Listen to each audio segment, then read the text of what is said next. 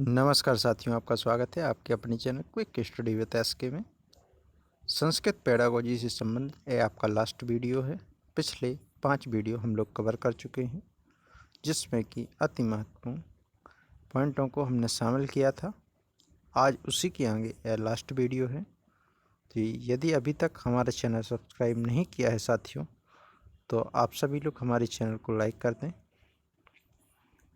और सब्सक्राइब कर दें। अधिक से अधिक संख्या में इस वीडियो को आप लोग शेयर करें। चलिए शुरू करते हैं आज का वीडियो, जो कि लास्ट वीडियो है आपका। चलिए देखते हैं लेखन कितने प्रकार का होता है। तो लेखन 2 प्रकार का होता है, मौखिक और लिखित। आइए एक नोट दिया गया है, इसमें देखते हैं क्या है कुछ महत्वपूर्ण। भाषा का सहज रूप भाषण या वाचन है तथा उसी का प्रतिबिंब लेखन है। वाणी रूपी भाषा को लेखन से स्थायित्व मिलता है। लेखन के द्वारा व्यक्ति अपने मनोभावों को चिरकाल के लिए स्थायी कर लेता है। ठीक है, लेखन कौशल की विधियों के बारे में चर्चा की गई है। आइए देखते हैं। पहली विधि है अनुलेख विधि। इस विधि को दृष्टिलेख विधि भी कहते हैं। इस विधि में छात्र देखकर लिखता है, देखो और लिखो। ठीक है। दूसरी विधि है आपकी प्रतिलेख विधि। इस विधि के माध्यम से छात्रों में सुंदर शब्द लिखने की क्षमता विकसित होती है, पर इसमें पंक्ति एक ही होती है। ठीक है, इस विधि का सुलेख या सुंदर लेख विधि कहते हैं। श्रुति लेख विधि, इस विधि में छात्र सुनकर लिखता है। आइए जानते हैं अध्यापन कौशल। अध्यापन कौशल कितने प्रकार के होते हैं। तो अध्यापन जो कौशल होते हैं वह आपके 4 प्रकार के होते हैं। पहला कौशल है आपका प्रस्तावना कौशल, दूसरा है श्यामपट्ट कौशल, तीसरा है प्रश्न कौशल, चौथा है उद्दीपन कौशल, पांचवा है आपका पुनर्वर्णन कौशल और छठवां है गृह कार्य कौशल। आइए देखते हैं प्रस्तावना कौशल क्या है। प्रस्तावना कौशल प्रस्तावना उद्दीपक का कार्य करती है। इसे पठोस्थापन भी कहते हैं। नवीन ज्ञान के लिए छात्रों को तैयार करना, पूर्व ज्ञान का पता लगाना, ये सभी प्रस्तावना कौशल में आते हैं। अगला पॉइंट है नवीन विषय का प्रारंभ इसी के माध्यम से होता है।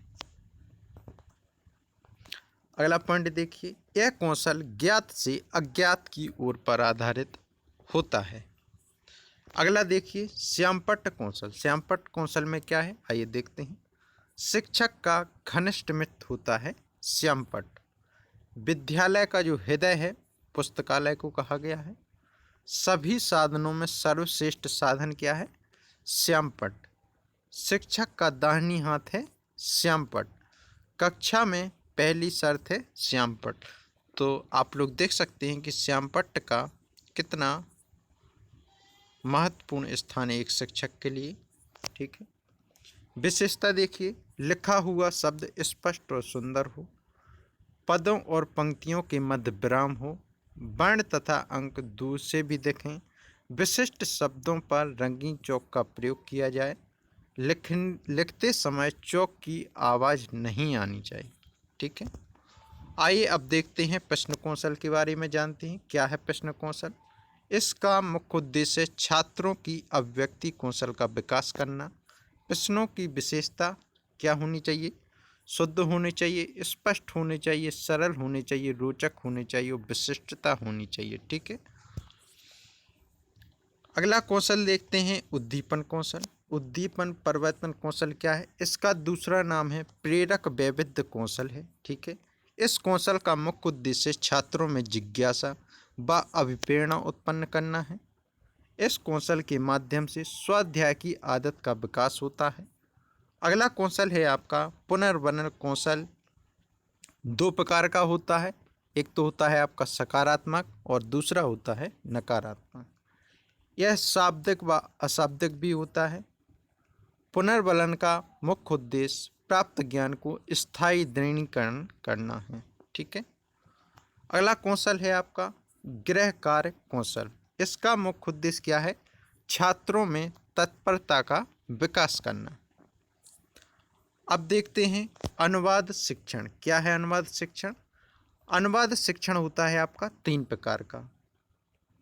अक्षरस अनुवाद, शब्दों का अर्थ, छाया अनुवाद या भावानुवाद, वाक्यों का अनुवाद, तथ्यानुवाद जिसे कि गद्यांश कहा जाता है। मुख्य उद्देश्य है मातृभाषा को अन्य किसी भाषा में परिवर्तन करना ही क्या कहलाता है, अनुवाद शिक्षण। अब देखते हैं संस्कृत शिक्षण, ये कितने प्रकार का होता है।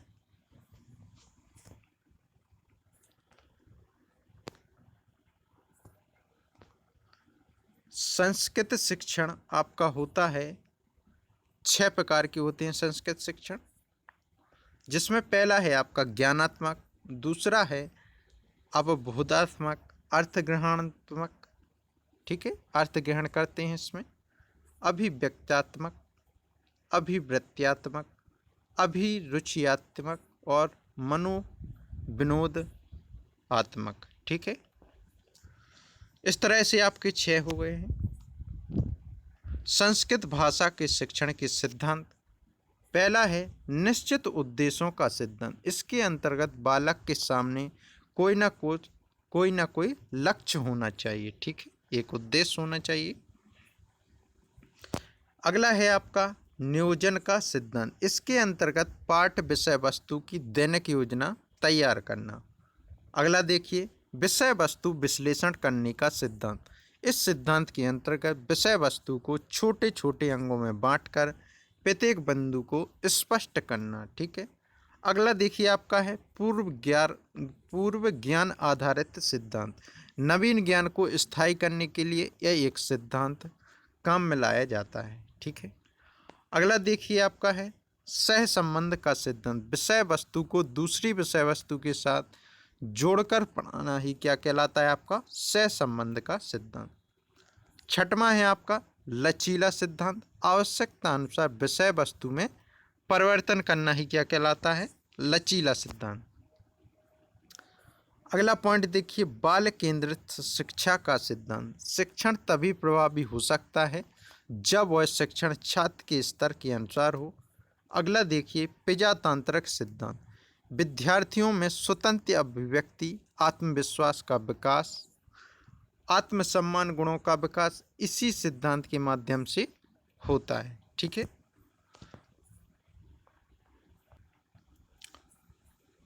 नौवां आपका है व्यक्तिगत भिन्नता का सिद्धांत। प्रत्येक व्यक्ति अन्य सभी व्यक्तियों से सभी तरह से भिन्न होता है, तो उस भिन्नता को ध्यान में रखते हुए अध्यापक को शिक्षण कराना चाहिए। अगला है आपका क्रियाशीलता का सिद्धांत। इसमें बालक स्वयं करके सीखता है तथा बालक सक्रिय रहता है, ठीक है। अगला सिद्धांत है आपका संबद्धता का सिद्धांत। छात्र अपने वास्तविक जीवन से जुड़ी हुई वस्तुओं से संबंध स्थापित करके सीखता है।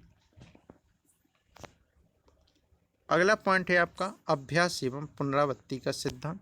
यह सिद्धांत सफलता पर आधारित है। जब तक बालक सफल नहीं होगा तब तक बालक अभ्यास करेगा। और लास्ट है आपका चयन का सिद्धांत। इस सिद्धांत के माध्यम से छात्र इच्छित विषय वस्तु का चयन करके अपने अधिगम में वृद्धि करता है। तो सभी साथी ज़रूर बताएं कि आपको कैसा लगा वीडियो। यदि अभी तक हमारे चैनल सब्सक्राइब नहीं किया तो आप सभी लोग सब्सक्राइब जरूर करें, वीडियो को लाइक करें, अपने दोस्तों के साथ शेयर करें। यदि किसी व्यक्ति को नोट्स चाहिए हो तो अगर हमारे व्हाट्सएप नंबर पर मैसेज करके प्राप्त कर सकता है। व्हाट्सएप नंबर आपको डिस्क्रिप्शन में मिलेगा, जहां से आप निःशुल्क रूप से फ्री नोट्स प्रदान कर पाएंगे, ठीक है, आपको प्राप्त हो जाएंगे, तो आप मैसेज करके प्राप्त कर सकते हैं। और यदि आप यह PDF चाहते हैं तो आप हमारे टेलीग्राम चैनल से जुड़ें, जो कि आपको डिस्क्रिप्शन में लिंक दी जाएगी, वहां से आप ज्वाइन करते हैं, ठीक है। ज्वाइन कर लीजिए सभी लोग और बने रहें हमारे साथ। फिर मिलेंगे एक नए वीडियो के साथ, तब तक के लिए नमस्कार साथियों।